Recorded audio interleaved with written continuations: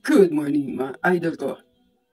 Mag-review ulit tayo ng video about art, painting. Ito napaka-realistic nito. Samahan niyo ako panoorin ito. Panoorin natin kung paano niya i-paint ang bulaklak ng bougainvillea.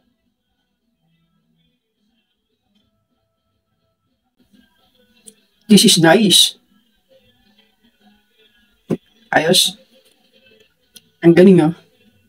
Bawat detail ay pulido talaga. Ang galing niya gumuhit. Nakita nyo naman, napaka-realistic ng ginagawa niya. At I'm sure magugulat kayo sa finish. Pag nakita nyo na natapos yung painting na to, na ginawa niya, hanip ang galing. Parang totoo. Sabi nga sa caption ng video na to, ngayon ka lang makakakita ng bougainvillea na hindi na kailangang itanim at hindi kailangan diligan. Kasi laging fresh. Kasi naman, parang totoo ang painting niya.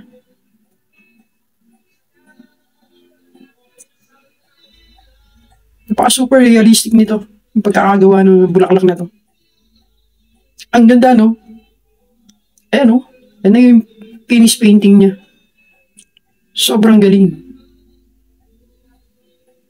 Nakakabilib. Yan, salute sa gumawa. Ayun lang guys. Salamat sa pagsama sa akin sa pag-review at panonood ng video na to. Bye-bye!